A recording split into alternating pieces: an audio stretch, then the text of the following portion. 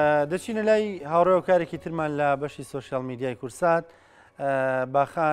باخان بەیانیت باش وەکو بەشی سوۆشیال میدیا ئێوە چۆن کارەکەن بە کورتی باسێکم لە بەشەکەی خۆتان بۆ بکەیت. بەیانی باشڕانکۆ پیرۆزبایی یادی دامەزرانی کورسات لە تۆ و لە سەرجەم بینەرانەکەم. ئێمە وەکو بەشی سوۆشیال میدیای کورسات ئەتوان بڵێم دیوێکی تری شاشەی کورساتین. خۆتانزان ئێستا سوۆشیال میدیا گرنگی خۆی هەیە.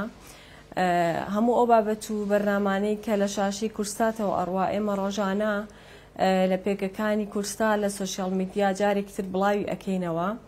جگەلەوە ئێمە هەواڵی جیهانیمان هەیە و سەرجەم ئەو درامایانەی کە لە کورسات ئەڕوا ئێمە جارێکتر لە وێبسایتی کورتبین دایئەنینەوە. کورسات لە 4 چەناڵی هەیە لە یوتیوب، هەموو بەرنامەکانی جارێکتر لە یوتیوبدا ئەنرێتەوە. وەکو سوۆشیال میدیای هەر میدیایەکی تر کورساتیش کارەکانی خۆی ڕۆژانە ئەکا و زانیاریەکان لە ڕێگەی سوۆشیال میدیا بڵاو ئەکرێتەوە. باشە، باخان لەگەڵ پێشکەوتنی تەکنۆلۆژیاوە بە تایبەت فراوانبوونی بواری سوۆشیال میدیا تا چەندە کورساتیش لەگەڵ پێشکەوتنەکانە بەرەو پێشووە پلاتفۆرمەکانی ئەوەی کە هەیە ئێستا لە جیهاندا هەموو بەکاردێنێ کورسات. بەڵێ کورسات لەگەڵ پێشکەوتنەکانی سوۆشیال میدیا بەردەوام و هەموو ئۆپشنێکی تازەکەیەتە پێشەوە کورسات ئەتوانێت لە خزمەتی خەڵکە بەکاری بێنێت. ئەمێ ئەوش بڵێم کە ئێمە وەک سوۆشیال میدیای کورسات جگە لەو بابەتانەی کە لە شاشەوە وەری ئەگرین و دایئەنینەوە ئێمە هەندێک بابەتی تایبەت بە سوۆشیال میدیاشمان هەیە. بەشی ئابووری کورسات چەند ڤیددیۆیەکی تایبەت ئەکا و ئەمانە تەنها لە سوۆشیال میدیای کورسات ئەڕوا. جگەلەوە ئێمە فیچەری تایبەتمان هەیە. خۆشبەختانە ئێمە توانیمانە لەو فەوزایی کە ئێستا لە سوۆشیال میدیا هەیە ئێمە زۆر بە جوانی سوۆشیال میدیا بخەینە خزمەتی خەڵکی کوردستانەوە. هەموو بابەتەکان ڕازگۆیانە لە سوۆشیال میدیای کورسات بڕوە. باشە، باخان بەنیاز نین لە ساڵی نوێیە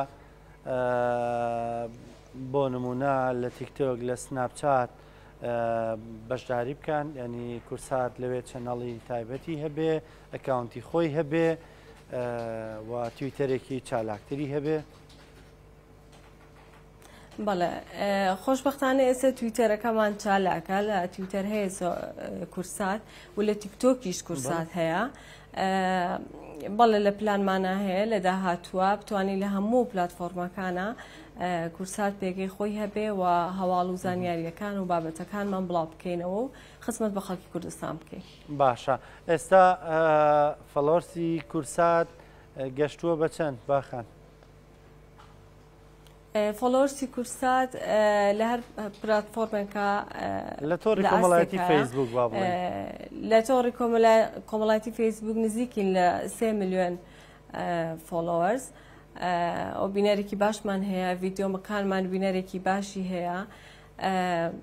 هەندێک لە ڤیددیۆکانمان ملیۆنان ڤیۆر تێ ئەپەڕێنێ، ئەمەش جێ دڵخۆشیە بۆ ئێمە و ئێمە بەردەوام هەوڵی ئەوە ئەین کە باشتر کارەکانمان بکەین و بینەرێکی زیاتر لە خۆمان کۆ بکەینەوە. دەستان خۆش بێ، لەشتان ساق بێ، ماندوو نەبن بە هیوای بەردەوامی و بە گڕۆتینێکی نوێوە بە وزەیەکی نوێوە.